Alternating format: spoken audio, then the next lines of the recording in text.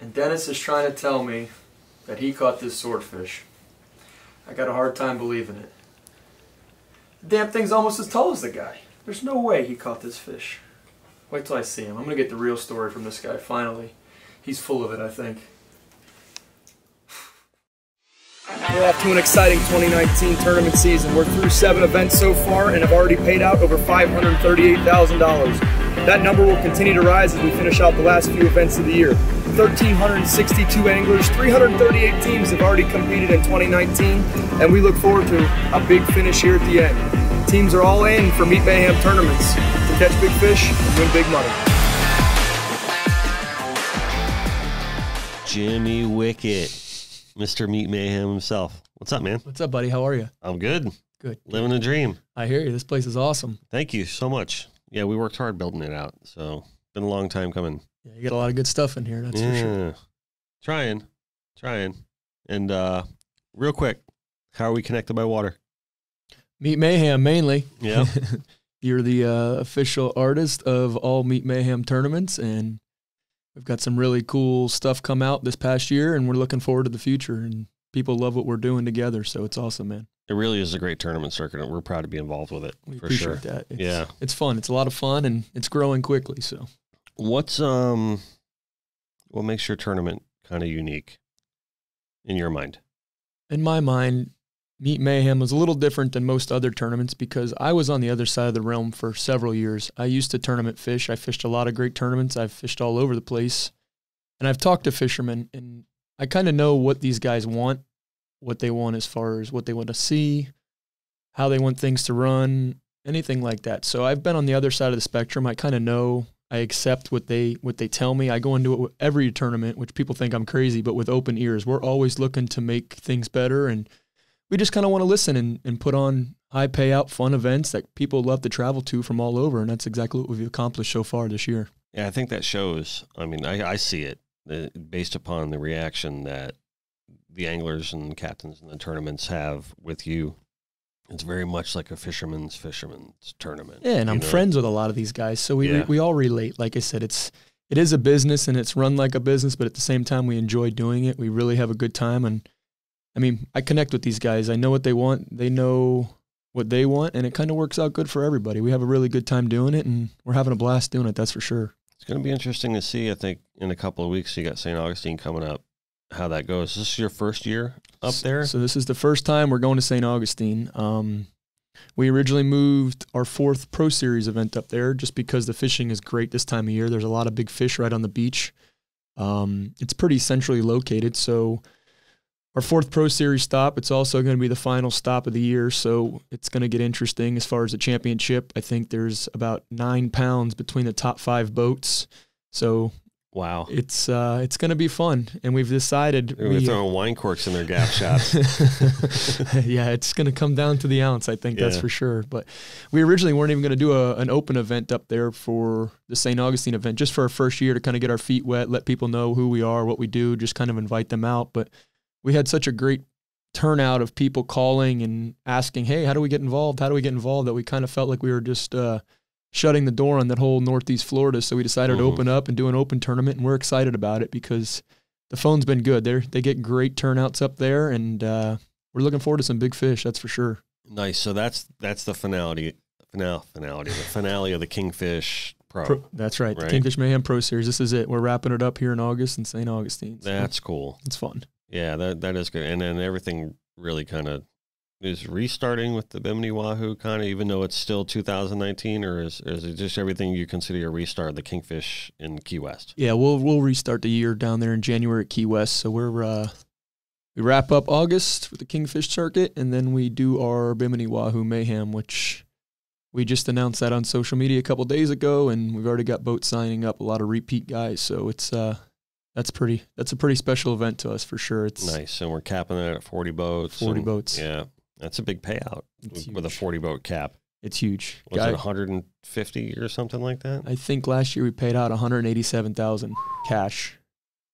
That's pretty good for a meat tournament. It's nice. And two years in a row, the same team won. So we're gonna see what happens. Warpath. It's pretty wild story that they have there, but it's been good. It's always fun to get across the pond there, and meet a lot of different guys we don't get to see on a regular basis, and there's definitely some awesome wahoo fishermen from all over the place. I mean, we got guys throughout the Bahamas and Alabama, North Carolina, Georgia. They travel all over just to come compete in that. So yeah, nice. I think we're going to be heading over there with you this year. I hope so. You blew me off last year. So. Yeah, sorry, circumstantial.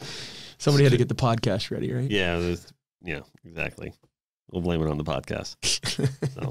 So, yeah, St. Augustine's nice. I like that town. It's fun. There's a lot of good people up there too. Yeah.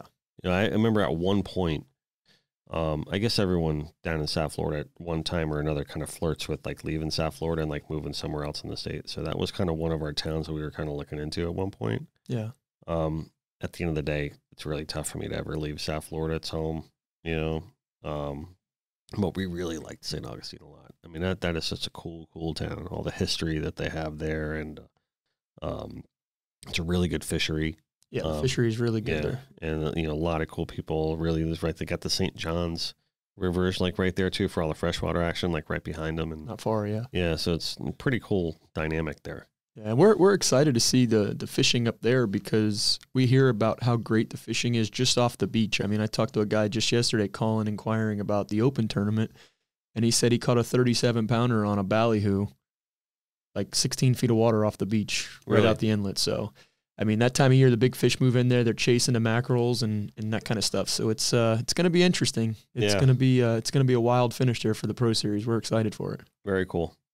So, take me through a little bit how all this started, right? I mean, it's just, you know, a fairly kind of, I don't want to say new tournament because you've been around for quite a few years. Going on 5 years now. 5 years, but it's like really kind of built up like a lot of momentum in the past couple of years. Yeah, and like I said, I really definitely think we contribute a lot of that to just the connections I have as far as being involved in the tournament circuit. I mean, I've traveled all over and fished tournaments. I've been very fortunate enough to travel all over the world and catch a lot of great fish and meet a lot of good people, and that kind of definitely helps because you build relationships and you build a following and friendships, and people always want to get involved with new stuff, and we definitely felt that we could put on some sort of tournament circuit series that guys can relate to and enjoy fishing. And I mean, it basically all started going on now.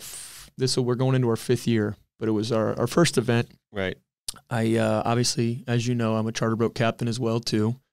And I basically wanted to put on an event for a few charter boat guys. Mm-hmm. Basically bragging rights. Hey, we're better than you. You know, the typical, nothing crazy, nothing. I mean, there's a ton of tournaments out here. There's a lot of great tournaments in South Florida.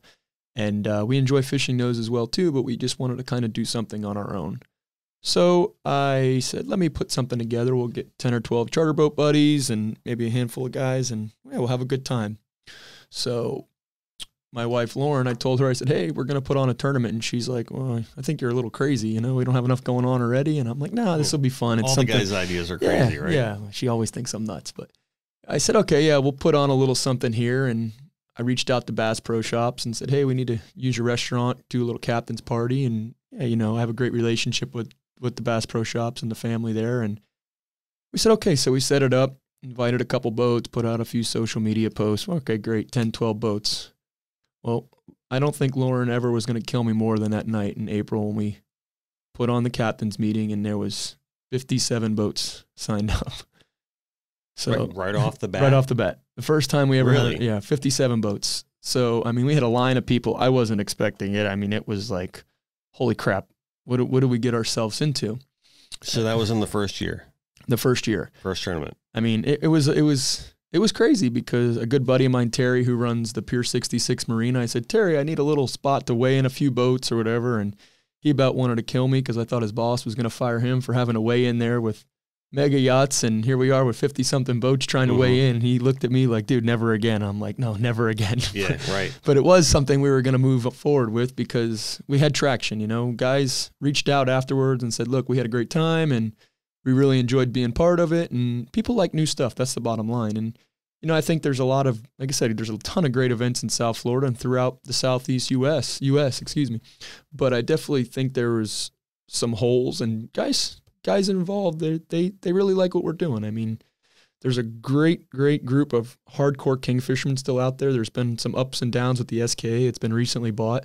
The guys who bought it seem to be doing a really good job with it, which is cool, and they've definitely sanctioned most of our events this year, our open events. So you guys have we've kind of partnered up, so it's worked together. Yeah, we're kind of piggybacking off with that, and that's helped out, and I think it helps both of us out because there's a huge, long-standing tradition with the SK, and I mean those Kingfish guys, they're hardcore. We really enjoy putting those events on because I mean these guys are just they're balls to the walls. That's it. They're nuts. We've talked about this before, where it's just like kingfishing is just a sport. It's like it really is. It's awesome.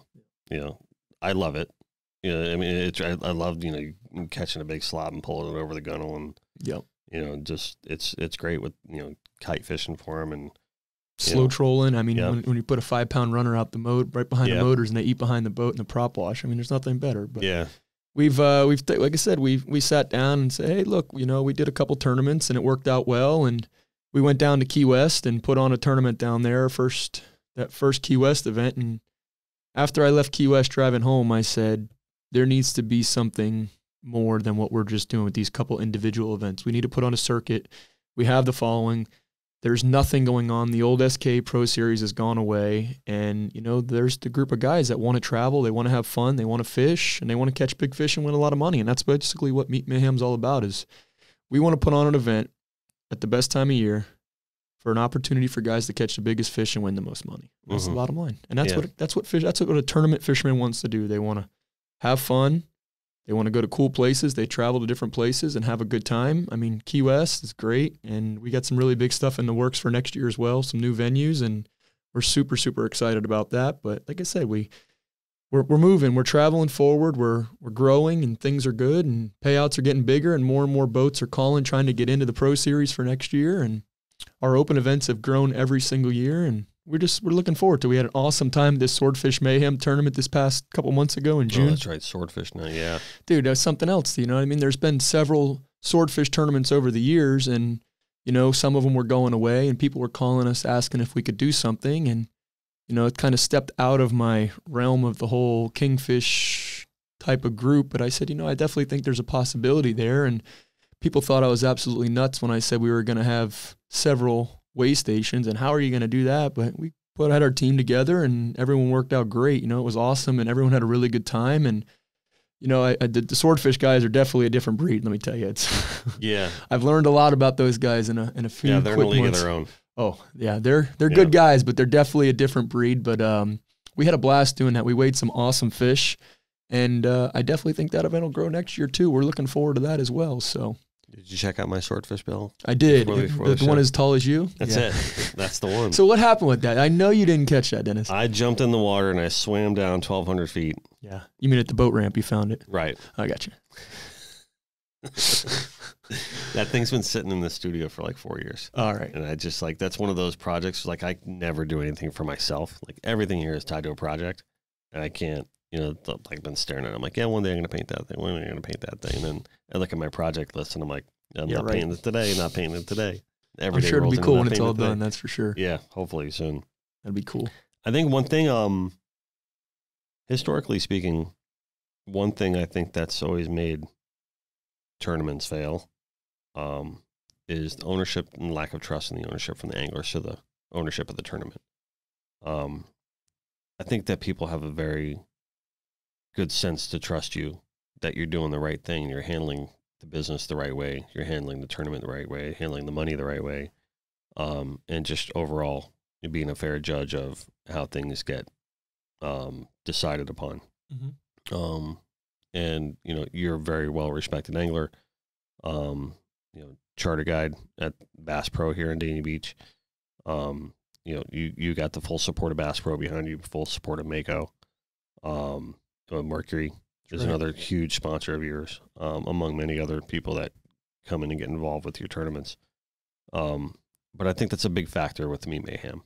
At least what I see, is the fact that, people know, Jimmy's going to run it right, and Jimmy's doing it right, or, he's hearing us, he's listening to us, or he thought this through, and I think that's important. Because I think historically speaking, if you look at a lot of other tournaments, some guys would be like, wow, the entry was this much and the payout was only this much. And, where's the rest of that? Or, maybe that didn't happen right, or, maybe they made the wrong decision on a call or something like that. Yeah. So can you talk to maybe some more of that kind of issue? Yeah. Well, it's like I said, we don't do anything until we've overthought it with any event, especially, for instance, this swordfish tournament. We were asked 2 years ago to put on a swordfish tournament, and I just wasn't ready. It wasn't thought out well. And, multiple way locations, it's tough, and you got to make sure things are run smooth. But I always overthink things. I overanalyze things and what could go wrong and how are we going to handle that so nothing does go wrong. That's my biggest thing, is we want to run as smooth as possible. And we want people to have a good time. We want people to talk great about us and want to come back next year. And, we got, for instance, the Pro Series. We're moving the Pro Series to 50 boats next year. Really? So basically the first 40 boats that are pre-registered this year, they have the first option, right of refusal, and then we'll open up the remaining spots. And, we get phone calls every single day. And it's, hey, how do we get in for next year? Or how much do I have to pay more to get in right now? And it doesn't work like that. I'm as fair as they can be. I'm a straight shooter, dude. This is what it is. We're black and white. We're transparent. You go to any one of our tournaments, you're going to see me and you're going to see my wife at the registration table. I might not be doing much. I might just be looking good. But she really runs the show. She runs the show. She's the boss. And she'll tell you that flat out. For sure. But like I said, people I think definitely respect that. You go to a lot of these other tournaments up in the Northeast, and I fished a lot of them, the White Marlin Open, the Mid-Atlantic. Those are huge, huge, huge operations, but no one really knows who's the main person behind that, or who's the key component behind that, or who do I really talk to if there is a problem? People know when they come to one of our events, they see me the moment they walk in the door, they see me doing the weigh-ins, they see me doing the award. Our face is glued to this logo right here. And I want people to always be able to know that they can come to us and say, hey, look, we think this was a problem, or we think you should have done this differently. And I get other tournament directors call me and say, hey, man, you kind of opened the door for some people to complain about X, Y, and Z, and the way we run our tournaments is just black and white. And I'm not that kind of person. I want to hear what these people have to say. I want to know, how do we make Meet Mayhem better if we can in any way? How do we make your time fishing with us in our event? And it costs a lot of money for these people to travel all over, and we want to make sure that everyone enjoys it and has a good time and comes back next year and sees us again. Because, when they have a good time, they're going to tell their buddies, and just their buddies are going to come. And that's just how this brand's grown, is really word of mouth. Yeah. So, yeah. It's fun, and the payouts, you were saying about the payouts. People think we're crazy with the amount of money we pay out, but without our sponsors, we would be nothing. It's about our sponsors, and we're very, very fortunate, and we love our sponsors, and we appreciate them for sure. People definitely tie the Bass Pro, Mako, and Mercury title sponsorship with Meet Mayhem. They're behind this, and without them, those sponsors, those payouts for these tournaments would be nothing. So yeah, they really do a good job of supporting the whole circuit. I had the pleasure of meeting a few of them at the IGFA at the Fort Lauderdale event last year, and they had nothing but great things to say. And they sponsor a lot of other things too along the way too, I'm sure. But you don't always hear them saying, they might have to sponsor certain things, but it genuinely seemed like they wanted to be involved. Yeah, we have that going on. We have a great partnership, and like I said, we try to work together and grow as a whole. Everyone grows together, and it's successful for everybody. So that's kind of what we're trying to do at the end of the day. Yeah. I want to go back a little bit further, like just growing up in South Florida. Have you always grown up with like the Davie, Cooper City area? Cooper City, Davie area. Yeah. Yep. Always grew up there. So is the house you're in, is it like close to like where you grew up? I'm about 10 minutes from where I grew up as a child. So you live on a farm. We have some farm animals. A couple. So you were trying to tell me a story about with the calves? Yeah, we had issues. My calves gave me issues this morning getting out of the house too, but mine are 6 and 8, and needed talking to. Yeah, no, we got a small little farm there at the house, and have some animals on some property around the house there as well too. But we bought our kids a calf a few years ago, 5 years ago, and then you need a goat, and then you need another dog, and then you need 5 goats, and now we're at about 70 head of cattle and 40 Nigerian. Are you kidding me? No, I'm not kidding you. 40 Nigerian what? Dwarf goats, like miniature goats. Come on. Yeah, so And I was just my kids kidding. love I it. didn't realize you had that many animals at your house. Oh no, yeah, it's a full circus. Are you serious? Yeah. It's. I mean, you're busy this afternoon, or you want to come out and help out, or what? No, I'm good. I'm good. It's a full circus, but we enjoy it, man. Like I said, I try to get my kids the best upgrowing they can. How the hell do you keep up with that? Long days. I'm serious. It's fun though, because you're running the whole tournament circuit, right? You're chartering. Yep. And you're running the zoo. And we got a few animals at the zoo. But no, the kids love it. You have to hand feed these things. Sometimes you'll get a mother that won't take the best of care of the calf, so you got to become the mom, like we had to do with this calf of the house right now. So, at 4 o'clock in the morning, that calf is mooing because she's hungry. Come on. So you got to go out there and, hey, I'm here. Feed the cow.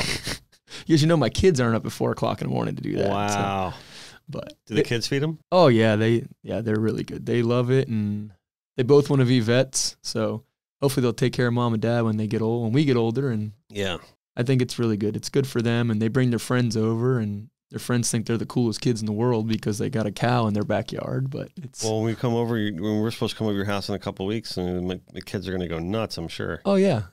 Wow. It's like the ultimate petting zoo. just do whatever you want. Wow. So I think they're going to become vets just because they're just going to naturally become vets. And they love animals. I mean, without even the schooling, just from experience. Yeah, they've seen more than most kids have seen at their age. I can guarantee you that. Have they ever seen one being born? Pretty, yeah. Like almost. An animal birth? Or like just after, like basically just after, yeah. Traumatizing? No. They think it's the cutest thing in the world. They just want. What do you think? Hey, John, we got John. Have you ever seen an animal birth, John? No, I haven't. Come on, John, don't lie. Do you want to? I know a guy. I can give him a call. Roll up your sleeves. No, I've seen probably just as much as Aubrey and Bella. Right. Yeah. Dennis, I might need some help next week, though, for real, if you're around. I'm all about animal births. Better you than me. Yeah, I see that. He's got a new one popping up pretty much every day. Maybe rabbits? No rabbits. No.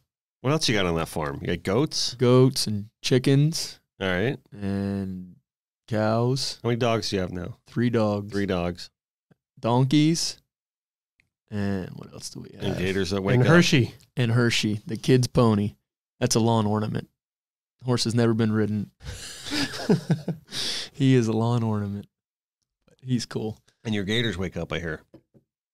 The what? Your gators wake up sometimes, I hear. The gators? We'll talk about that later. Yeah. My gators. What about your dad's got a bunch of land too? Yeah, he's got some hunting land up in North Florida, so we try to slip up there. Does he have a farm too? No. He comes down and enjoys mine and then leaves. It's a lot easier that way. He's smart. Yeah, he's really smart. Yeah. I don't know what the hell I was thinking, but. So where's your dad's land up again? Madison County. Yeah, he's 60 miles west of Tallahassee. Excuse me, east of Tallahassee there. We got to head up there. We got to go do some hunting up there for sure. We also have to go to Nova Scotia. I told you, I'll set that up. I'm serious. I got the guy to go when you're I'm ready. in for that one too. You want to come? John, can you get the day off? Oh, let's do it. Yeah. All right. We'll do a podcast We'll on do the a boat. podcast from there. We'll interview the bluefin. They're a little different breed up there for sure. Oh, that's good though. How so? They're good people. But things are a little different than down here. Elaborate, please, sir. We're on a podcast. Oh gosh, it's a fun time. Let me tell you, I've met some really good friends up there and built, like I said, some great relationships and caught a lot of good fish. And we got to go. It's fun.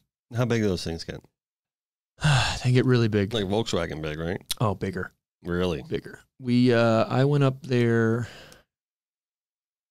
4 years ago now, was my first trip up there. And I went with a guy who I was running his boat for, and he wanted to go catch one, so we decided to go. And I reached out to a guy I had met and called him up and said, Mike, I got to bring this guy up. We want to catch a fish. And he's like, oh, I got a tag left, And It's a really heavily regulated fishery. It's an awesome fishery because of the regulations that the Canadians put on the fish. So basically, from what my understanding is the guides can put in every year for a tag. They get a tag, and then basically they can sell the tag to one of their clients. And what that is a kill tag. So you basically can hang the fish. Mm-hmm. Well, we went up there right at the tail end of season, which was like right before Halloween in October there. Right. And he wound up already having his tag filled, but he called me a couple days prior and said, hey, there was like a lottery for an additional tag, and would I like to come up and we could harvest the fish? And I mean, obviously he keeps the fish and fish money and all that, but we get to harvest it or whatever. He said, I have to do it within like X amount of days. I said, yeah, let's go. So we planned a 4-day trip up there just because the weather and the fishery, you know, it can be a little funky sometimes. You got to kind of find the fish. So we flew up there and got to Nova Scotia, and awesome place. They got a whole full deal. I mean, cabin overlooking the ocean, like really cool That's spot. half the reason why I want to go there. It's I've awesome. never been to Dude, that it's area. Beautiful. It's beautiful. Really, really, really cool place. Went down to the Fisherman's Wharf right there. The first night we got there, and there was a fish like 570 was weighed in, and you know, it's like, holy crap, we're here. You know, this is real deal. When you see a fish like that hanging, you're like, wow, this is cool. It's a big football. It is. Yeah. So we kind of went home, did our thing, and said, hey, look, we're ready for the morning. Got to the boat, met Mike down at the boat. We had about a 25-mile run. And it's pretty cool how they were fishing for him this time of year. They were, they get on these big sardine boats where these sardine boats will kind of net all the bait, and the bluefins get in there and start just breaching everywhere behind them. So we pulled up with the boat to the sardine boats there. And the sun was just coming up. You could barely see. And it's like, next thing you know, these things look like whales coming out of the water. I mean, just like busting everywhere. And me being a fisherman's freaking out, like, come on, let's go, hurry up. And the guy's like, dude, relax. Like, I'm like, dude, we're going to miss the bite. And he's like, it's not like that. Yeah. So, it's not Florida and it's not 8 a.m. Yeah. yeah, exactly. Put out 2 baits. It wasn't 30 seconds. We were tight. Really? And yeah, it was good. And how long did that fish take to bring up? we fought that first fish for about 3 hours on a 130 with about 75 pounds of drag. Wow. You better be in real shape. That's together. work, man. Yeah. I need to start doing push-ups. Something. We just had Troy from Papa's in here yesterday. We talked about all this like health stuff that he's doing. Like, my wife's bringing the kids. We're eating carrots in the movie theater. We're not eating all that junk and blah blah. And now we're doing yoga and all that stuff like that. I'm like, man, I feel like a piece of shit. Thanks.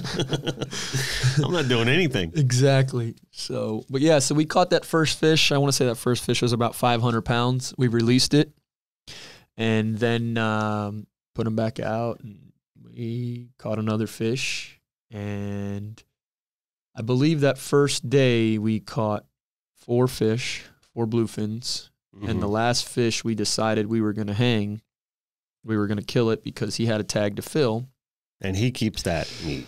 Obviously. So he brings it to the market and a lot sells of money it. Yeah. in that meat. Yeah. So we brought the fish back to the wharf, and we hung that first fish, which was 868, and it was pretty cool. It's bigger than my swordfish that you were looking at earlier. Yeah. So we still had 3 more days to fish, and I mean, I'm gassed. It's me and one other guy, and I'm like, dude. Yeah. So we said, all right. How long are you out on the water for? We left in the dark. We got back in the dark. Okay. But it's first class, man. Like Sure. Lobsters on the barbecue grill, like the whole nine. It's just they know how to do it right. They're really good guys up there. Went out the second day, and same thing, man. The fish were there. It's like fishing in a pond. I mean, we started feeding them hot dogs and American cheese. We had them chummed up so good they were eating hot dogs. Yeah. It's pretty wild. Pretty good buddies with Andy Moyes. And he came in the studio. Last time he was here just popping in, he was just showing me some stuff on his phone of doing hand that. feeding. And it's just rolling on him, rolling on him. It's crazy. We got some awesome footage of it, and we wound up catching 3 that day, and the third fish was a monster. We taped that fish out at over 1,100 pounds. Really? Yeah. You have pictures to share with us? I do have pictures to share with you. Very nice. And like I said, in the water, we obviously didn't hang the fish, but we did Right. the tape, and it was a monster. Yeah. I mean, when you're using a 10-0 size hook. 1,100? Yeah, taped out at over 1,100 pounds. It's a mighty big fish. It was a big one. Yeah. It was a big one. So we That was the day after you That was the second day. Yeah. And we couldn't kill anymore. Yeah, you couldn't, yeah. So we killed we caught 7 fish in 2 days and said we had enough of this, we're going home. Right. But it's a really, really great fishery. So I'd love to go out there with you, man. It's a blast. When are we going? Starts next month. Does it? Until October. Let's go. August, October. I'm serious. Gets cold. You better not go next month. We're going to go in the middle of August. How about right after St. Augustine? Right after St. Augustine while John's on his honeymoon. That's where we're going. Where are you going on your honeymoon, John? We're going to Europe. So we're flying into Paris. We're going to take a train from Paris to Amsterdam, and then we're going on a 12-day cruise around the British Isles.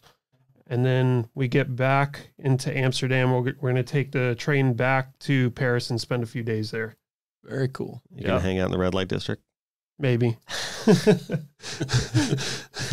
We drug test here at the Connected by Water. You know that, right? Yep. When you show up for your interview, if you don't have a joint on you, then you fail the test.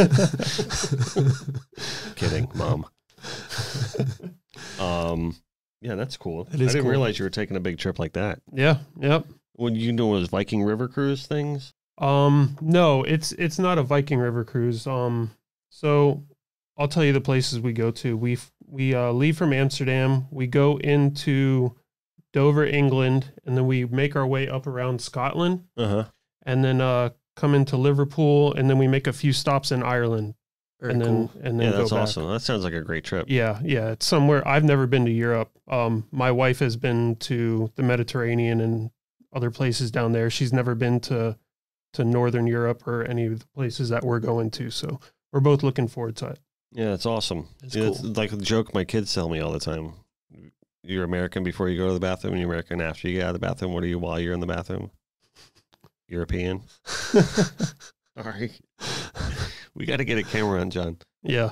Anyway, he refuses to be on camera. He wants to be incognito over there. I'm used to being behind the camera. That's right. Does a good job at it too. Yeah. So, and I could elaborate on that, but I'm not going to. So, August through October? August through October. You think we could pull it off? You say when. All right. I can make the call. All right. We'll go. It's official. All right. We're going to catch some bluefin. It'll be fun. As long as I can, take breaks during that 3-hour fight, I'll be all right. It's intense.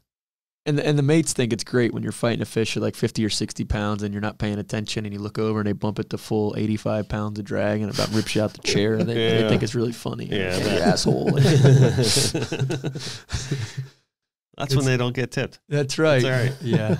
No, they work their asses off up there. The fishery, though, I recommend anybody who enjoys fishing or wants to catch a big fish.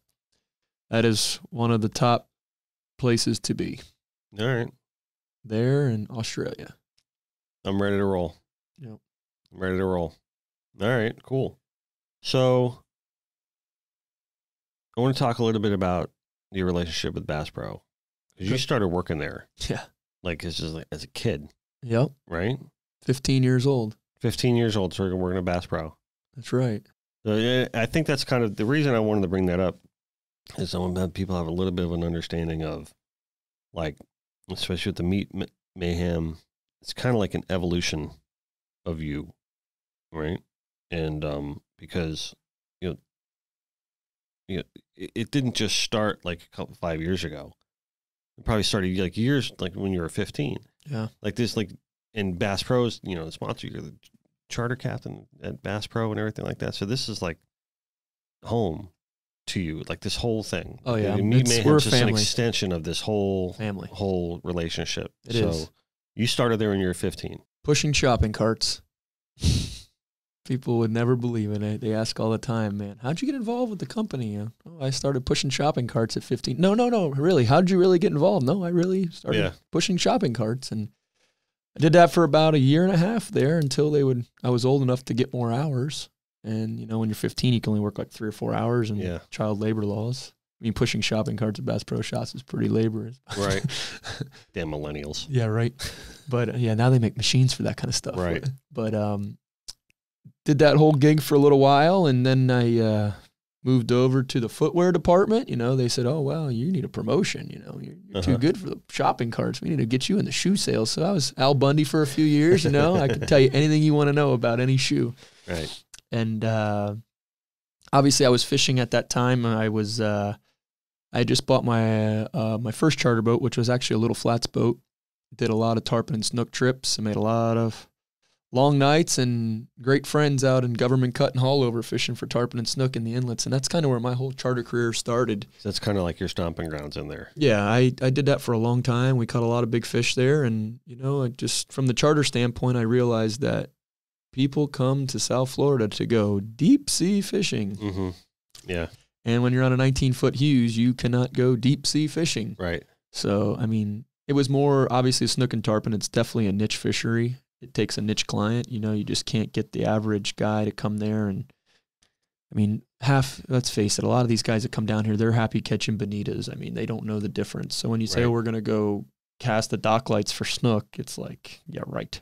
Yeah. So I quickly learned that I needed to kind of switch gears. Fine with.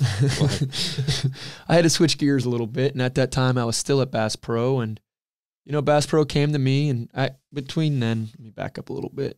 There was an opening in the boat department where I was the service writer. So basically, you bring your boat in, and hey, I want to get this and that, and want to add some rod holders, and I was kind of like that liaison where, hey, well, why don't we do this or why don't we do that? You know, I had a niche with the boats, and I like talking to people. That's the bottom line. And I was there for that department for a couple of years, and then the corporate guys came down one day and said, hey, you want to go to lunch? And I'm like, yeah. What did I do wrong? You know, right. You know, they don't just come down. So they came down and they said, hey, we want to give you a boat. And I'm like, yeah, okay. He's like, no, we want to give you a boat to use and start chartering off of. And I'm like, no one just gets a boat given to them. Mm-hmm. They're like, no, this is real. And so I said, yeah, okay, I don't believe you, but let's sign the contract. Then we did. We did right there at lunch, and I started running a 284 Mako, and it was an awesome boat. Fished a lot of tournaments in that boat. We caught a lot of big fish in that boat. We made a lot of money in that boat, whether it would be from charters. It's just an awesome platform, and you know what I mean? It was well thought out. And that's kind of where that whole boat side of Mako and Bass Pro really just took off. Is when I started being more involved with that and started running their boat for my charter business, and was just able to expand my charter business that much more because I could go offshore to fish. The boat was still good enough to where if I had my clients who wanted to fish the inlets for snook and tarpon, we could definitely do it 100%. And it was definitely a turning point in my career as far as, wow, this is real life. You know, these people believe in what I'm doing, and they like who I am, and they like to see what we're doing, and let's roll with this, you know. And it's been a great ride. You know, we've there's been a lot of really, really good fun times that I've had with them, and a lot of opportunities, and I definitely think we've helped each other out over the years. And I was fortunate enough to work with a couple of the engineers over the last several years, and they came to me and said, look, we want to build a bigger boat, but we want it to be a fishing boat. We want to have fishing aspects, and we want you to have your thumbprint all over it. So, I mean, I flew up to Miami, Oklahoma with a good friend of mine who no longer is with the company anymore, but great guy. And we went to a hamburger joint. I'll never forget, Miami, Oklahoma, middle of nowhere. And he's like, look, you know, what do you want to see, or how do you want to do this, or what do you think we should do, kind of deal. And I grabbed the napkin and made a few sketches, and nothing like D.Friel, but, you know, made a few sketches and gave it to him, and he said, that looks good. And 6 months later, there was a CAD drawing of what I drew on a napkin, and it was like, holy crap, this is real life. Like, yeah, that had to have been pretty cool. It was cool. Yeah. And then a year later, it's, hey, why don't you fly up to Springfield to see this boat we're putting in the water? And it was your boat. It was basically the boat, the 33, 34 Mako that, I mean, there was obviously other people involved in it, but as far as a lot of the aspects and the fishability of it, and I mean, the wish list items and all that. Yeah. What the boat needed to have to make sure it competes with all these other boats. And, you know, guys, these hardcore guys want a lot of nice stuff. And I made sure that was all put on there. I mean, it's the little things too. And, you know, it was awesome. It was great. We got to be really involved with that boat, that whole build. And now the boat you have now, is that an evolution of that same build? Same build. Because your boat's beautiful. Well, I appreciate it. Yeah, it really is. So I had number 1 hull, went to Mercury for testing and development, and I had number 2 hull, and I had that boat for about 2.5 years, and now I have another 334 boat, Mako. So it's like I said, it's an awesome boat, man. As far as the fishability and the platform, it's an awesome, awesome boat. For what I do personally for my charter business and how we tournament fish, with the live well situation, the second station tower. I mean, it's perfect. But it's still 33 feet, so you can put 6 or 7 guys on it, fish all day, but still be able to maneuver around. I mean, some of these big center consoles, they're getting crazy. I mean, it's nuts, and it's still affordable to run too. You know, is just really just. I mean, I don't know if it's social media or everyone just seeing what everyone's doing, or but in the last few years, the center console industry has just launched. And then we're at the boat show. I want to say 2 or 3 years ago, and we're down at the Miami show, which is obviously the biggest show of the year. And I'm down there running my 33 for demos and things like that. And the amount of people who come up to us and say, "Oh, it's a nice boat, but where's the next bigger one you got?" Like, it's like, wow, is this really where this is going? So we kind of had a little group meeting there and said we might need to build something bigger and keep up. And then same thing, we just we released that 41 Mako there 2 years ago, and was right there and all in up to my knees in that build too. And it's been awesome. Like I said, it's been a great ride, and I really, really enjoy working with. There's a great group of people, and it's a huge, huge, huge organization. But at the end of the day, we're all a family, man. It's like I can pick up the phone anytime and call these guys and say, "Hey, what do you guys think about this?" Or, "Hey, what do you guys think about doing a tournament here? Or, how can we be more involved? Or how can we capitalize on this?" And it's been good. It's been awesome, man. Like I said, it was definitely a life-changing event, you know, when I got that first boat. And we've had a lot of good stories with these boats. I mean, I've been lucky enough to travel with Johnny Morris and his family to some places and catch some awesome fish, and it's been good. I see. He seems like a cool guy. Dude, he's the most down-to-earth dude. Yeah. You never know. I mean, he's a solid guy for sure. Yeah, that's awesome. Just however, he wants to make sure everyone's having a good time all the time. And I got to do a pretty special trip there with him 3 years ago, right before. Yeah, it was not 4 years ago. 4 years ago it was. We sent a 284 Mako down to Australia, and I went down there for 2.5 weeks.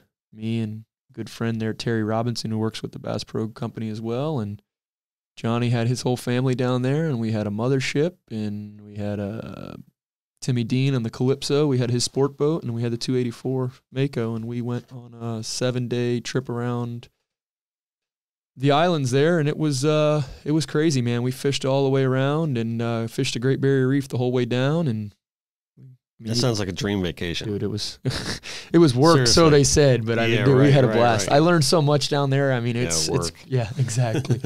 But we had a real blast down there, and we fished every day. We fished a 28 Mako every day, and Timmy Dean ran the Calypso, and they would kind of juggle their family and their guests between the two boats, and we wound up catching the biggest fish of the trip on the 28.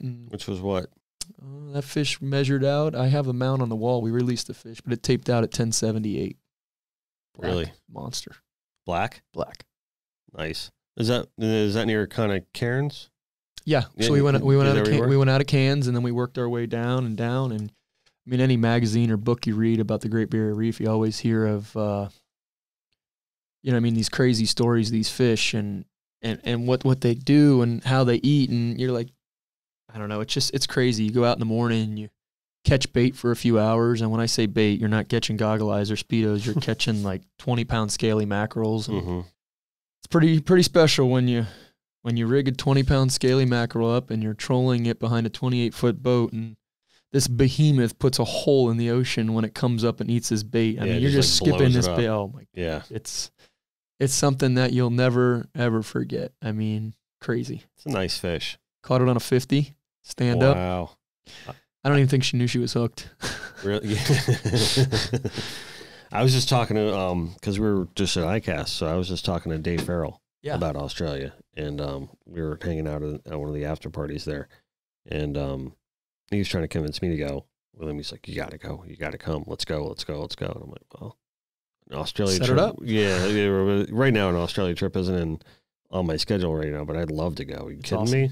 The plane ride sucks, but yeah, that's right here. Yeah, here you it's gotta like go 18 for a while. hours. Yeah, it's a long time, but let me tell you, it's worth it. You'll experience some stuff down there. Like I said, the fishing is incredible, and it's definitely a place your kids will love. Sure. You drive down the highway and see. I mean, here we see ibises on the side of the road. Mm-hmm. There you see like kangaroos on the side of the road. Right. It's pretty cool, man. It's, yeah, that's cool. It's a good time for sure. It's a totally different place. The land of Oz. Yep. Yeah. That's for sure. That's awesome. But I wanted to ask you, going back to the inlet stuff, you ever fished a hot water canal growing up, like right off the power plant? And everything? Yeah. There's a I lot. remember like as a kid sneaking in there. Well, now you really can't get in Now there. you can't. You know what I mean? I mean, post 9/11, there's like no way. But I remember like when we were in high school and stuff, we used to sneak in the fence holes. Yep. And just nail the tarpon. Tarpon like in in the there, get in winter there. when the hot water running right off that power plant. That's right. No, Yeah. there's definitely. I mean, that used to be really good there, and then even right there at the point where Port Everglades is, can't go there anymore either. But I caught my biggest snook ever right there off that dock and that dock light there. Yeah. So Yeah, it's nice. 52 inches. I don't think I'll ever beat that one. Yeah, that's a nice fish. It was a big snook. It's an overslot. Yeah. Yeah. Nice. Almost double. We got this. Almost as tall as you, Dennis. Yeah, almost as tall. Almost as tall. I'm almost as tall as it. Actually, well, yeah. Yeah, exactly. Sorry to do math in my head. Yeah, Got the exactly. snook master over here. John, What do you think about a 52-inch snook, John? That's small. It's small. You No, catching I- that on your Zepco? Yeah. No, that's a really big fish. That's a fish of a lifetime for sure. I don't think I'll ever beat that one. No. John probably has, but No, I haven't caught one that big. come on, John. Nope. Still John trying. John just was on a big one the other night. I saw. Yeah. Were you? My buddy got a pretty nice fish. He got his biggest snook ever. It was 43. Nice fish. Nice and fat. Pre-spawn fish. It was probably about 25 pounds, maybe Yeah. 30. John Off and the I are- beach. Yeah, Pretty cool. John and I are supposed to grab the fly rods and head up to the Jupiter. Red Reef Park. No, up in Boca, like North Boca pretty Mhm. soon. Yeah. You want to come? Yeah. We're just going to walk the beach and just... I mean, I'll be all tangled up in it, but yeah. That's right. I haven't You can picked up bring- a fly I rod gotta in about find- 10 years. Find my fly reel, Yeah, it's actually. been a while for me too, fly fishing. I had a nice new TFO, right, that I got from the CCA guys. And I brought it down to Islamorada. And I came back from this is a couple months ago. I came back from that trip. I can't find it. It's got to be around somewhere. So, but I hate when anyway, that happens. yeah. So we might have to go conventional Yep. on maybe some of my new pen reels I'm going to be getting soon. Yeah, those are on the way. Actually, I was going to surprise you. What's next for Meet Mayhem?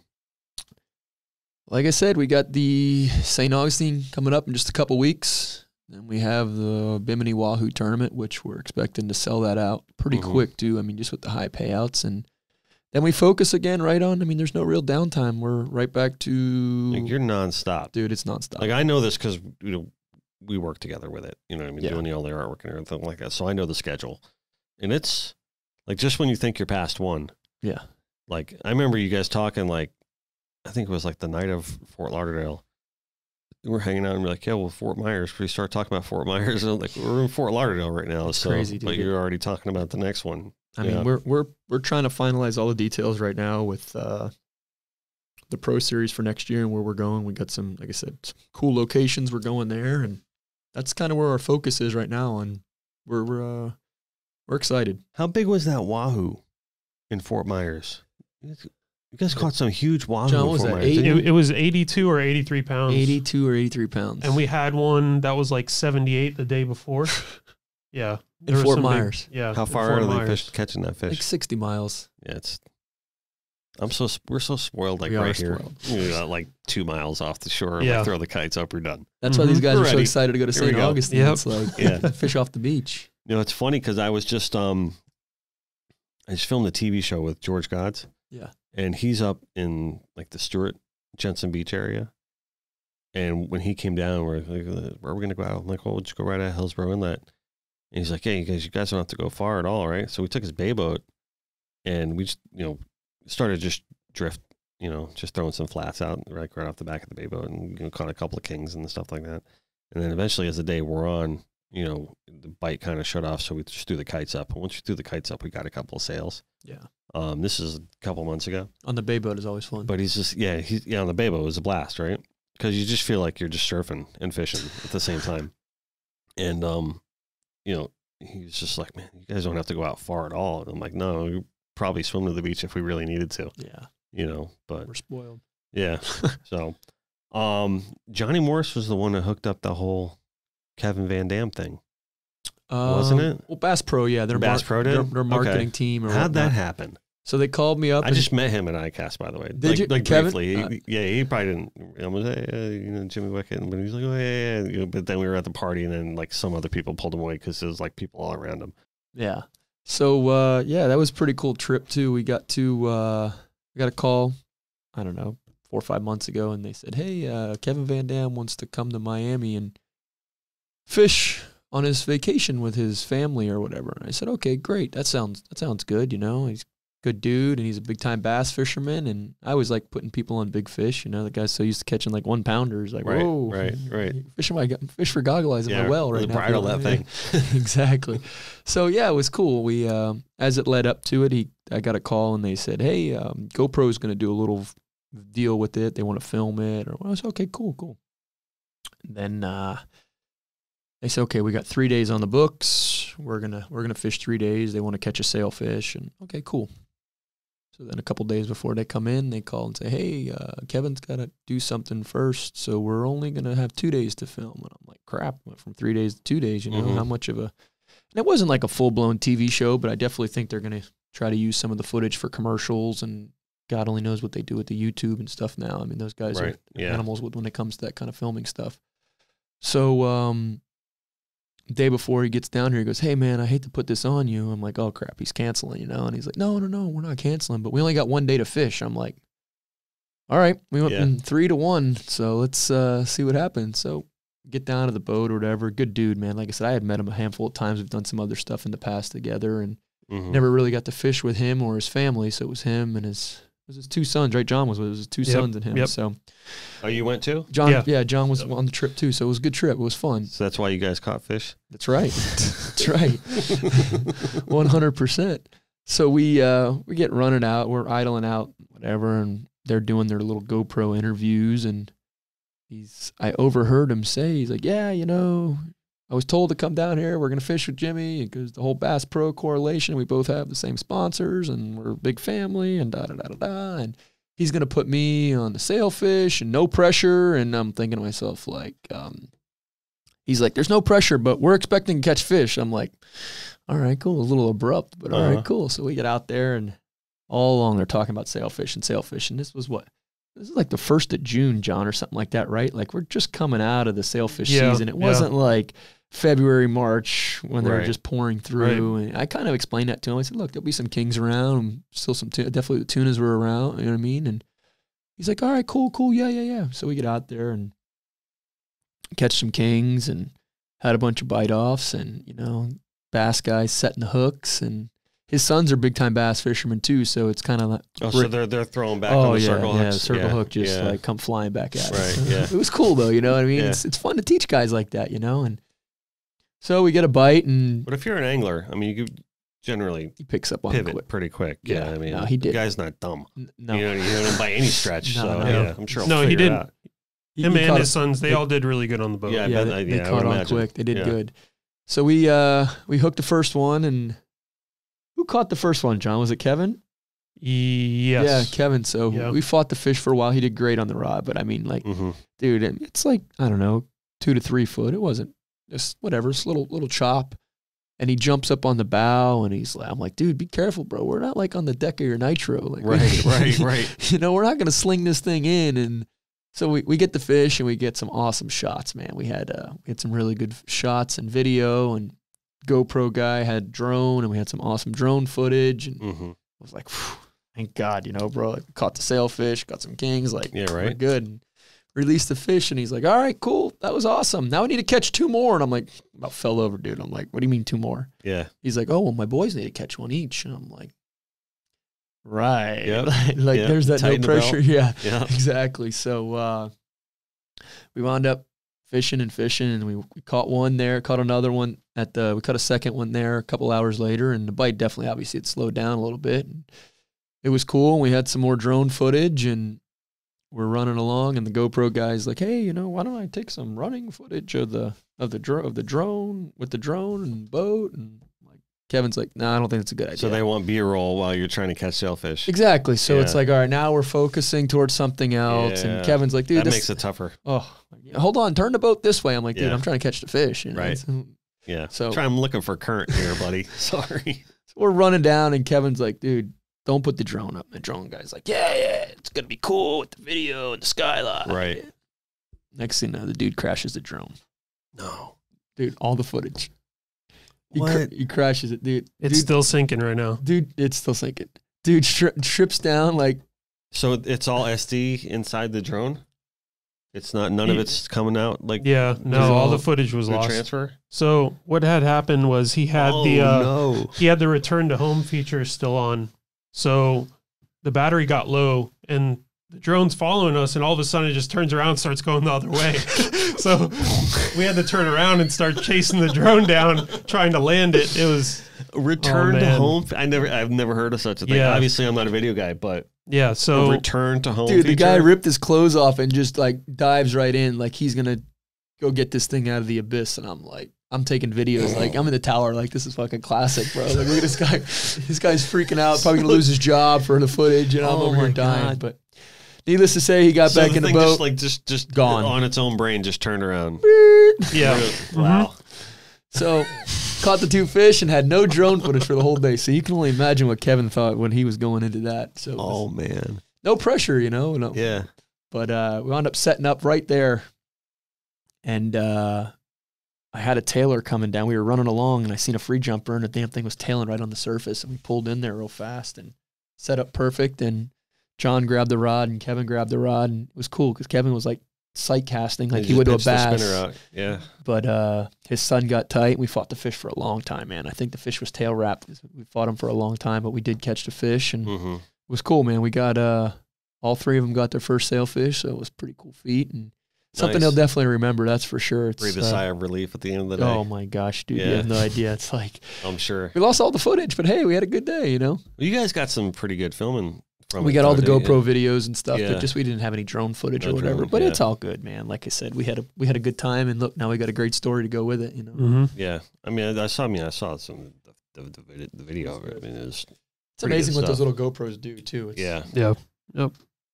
So that's cool. The day bet started Kevin out was great happy. too. We lost all our bait in the morning. Yeah, all the bait died in the morning. Boat In the the bait boat pen. dock When it behind us rained? cleaned his boat with bleach, and Oh. Yes, we four showed dozen gogs or 5 dozen gogs were all dead. bunch of pilchards and herring. Yeah, we lost everything. So it was everything is just kind of like a curveball. But if All's well if that you don't ends have to well. adapt, that's fishing, man. Like Yeah. you said, they keep throwing something at you. You just got to deal with it, whether the conditions or the bait or the drone footage or. Mm-hmm. It's fun though, you know. That's what makes you coming back for more, for sure. You're a professional, Jimmy. No, Professionals I use that adapt. use that term loosely. No, I'm serious, man. You're a pro. We try. You know what I mean? You make it happen. You got to make it work. You know, and that's every day. Yep. I mean, I often talk about that. Like there's a lot of correlations between, fishing and running the studio or even any business really, but just adapting and just like kind of pivoting and having to kind of react to, whether it's a client or a scenario or a situation or a timeline or a deadline, I probably say this quote like way too often, but there's an artist, a very famous artist that I love. His name is Chuck Close. And Chuck Close's story is kind of like, he was a, famous artist in New York in like this late 60s, early 70s. And he got into a car accident and really was like paralyzed from like the waist down and, had to relearn, a lot about his life.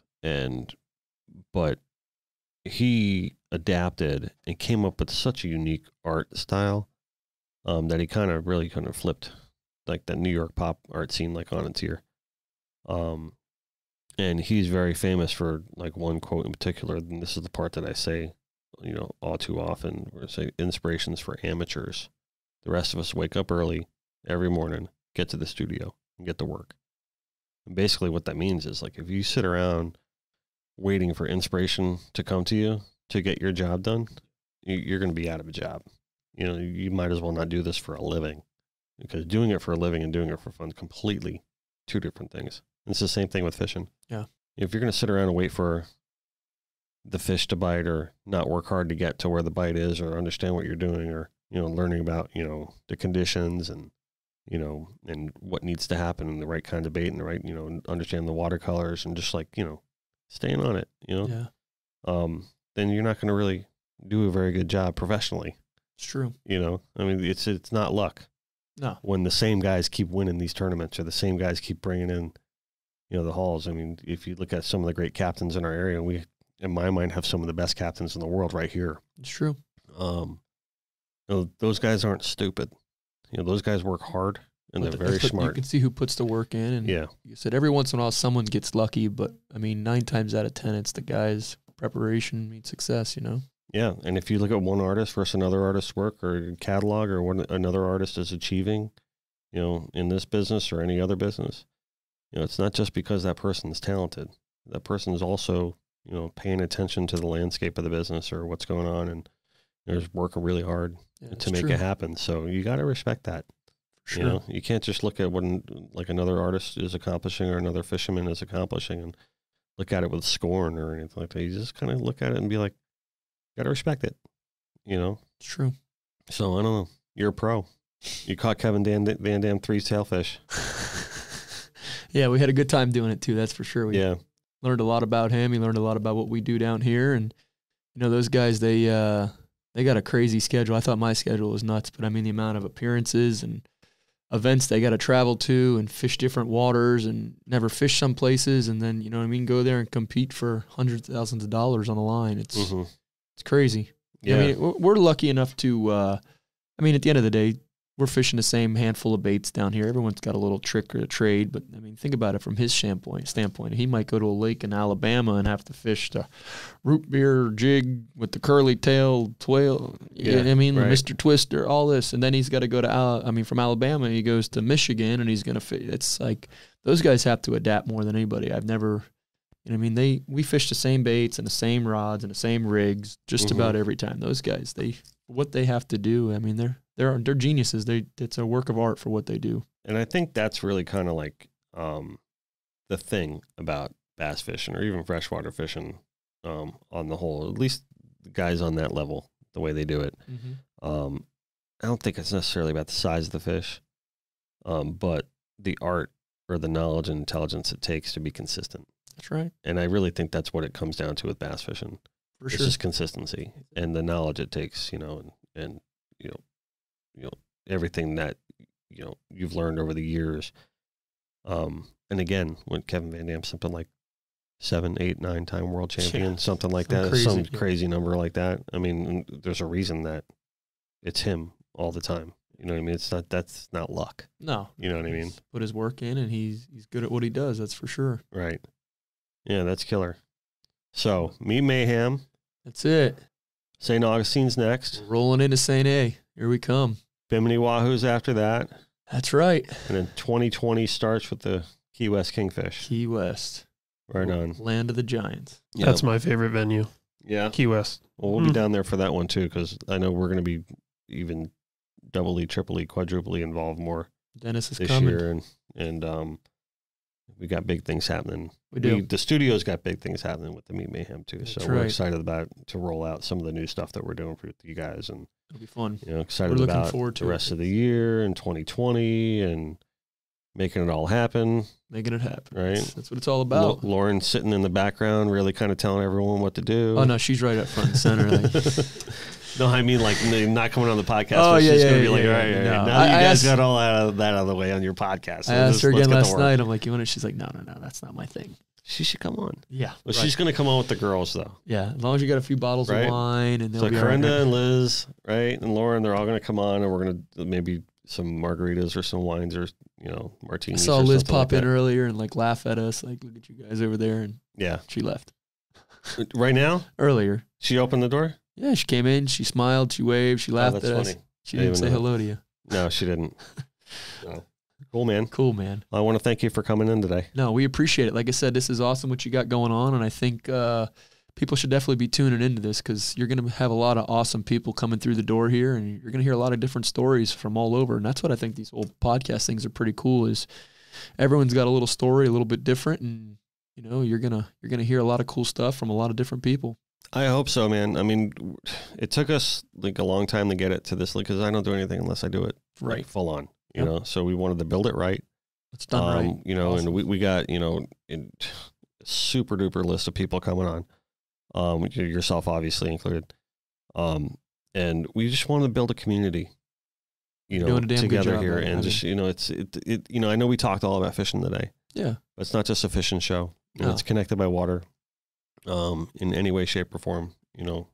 And it's just, we just want to bring on interesting people to talk about their lives and what they do. And yeah, I'm having a blast. Good with this. I mean, this is what our 3rd episode so far. I wasn't expecting all this high tech fancy stuff. Yeah, no, I mean, John did a good job with it. Yeah. You know, by the way, you know, shout out to John for putting all this together. I mean, I wouldn't have, you know, I kind of had a little bit of a starting point, you know, going into this, but you know, he's really the one that kind of put it over the top. So did a good job. Yeah. I was impressed when I saw this. I'm like, dang, maybe I'm not. It's a little above my pay grade over here. You know? Yeah, me too. Right? It was fun for sure. Yeah, no. So I mean, I hope we do a million of these because I'm just loving doing it and bringing everyone in. You know, because I love talking about this. Yeah. I mean, it's just my passion. Just not only just fishing, not only just painting fish and everything, but just the whole lifestyle and the whole culture behind it. You know, just growing up in South Florida and just embracing like where we. You know, because it leaves an indelible mark on you that you take with you forever. Like, you know, just, you know, the palm trees, the salt water, the warm air, you know, and just, you know, the friends and the people and, you know, the camaraderie you build around the water. That's right. I mean, because there's no other, to me, there's no other thing that brings people together. And, you know, we had, you know, Captain Vinny LaSorsa on when his wife Sarah talking about the FFO. We talked about that a little bit, that when you go fishing with someone, it's different than when you go like out at night with someone, like for the first time. Like, hey, this is my buddy. We're all going to go to a bar. All right, cool. You go to a bar, you hang out, whatever. All right, you might, you know, then become friends with that person. But when you go fishing with somebody, right, you kind of form a bond. Like we fished together. Yeah. You know, because I can probably sit in a room right now with a dude that I went fishing with 5 years ago, but I haven't talked to him since. And have a and then we're tight. Yeah. You know what I mean? Because fishing has this really kind of weird mystique way of bringing people together. Yeah. You know, once you go fishing with someone, it's almost like it's like a fraternal thing. Creates a story. Yeah. So for sure. The memory and the story. Yeah. Sure. So, and I think that's really kind of what we want to accentuate here is that bond of, you know, what this culture and what this community, what Connected by Water does to people. Yeah. You know, 'cause water has healing properties, but it also has, you know, harmonious building properties too. And, you know, it's my life. You know what I mean? That's it. This is it right here. D.Friel, buddy. So cool. Cool. Well, man. Jimmy, thanks for coming, I appreciate it, man. Thanks anytime. We had a blast. That's for sure. Right on. Do it again. See ya.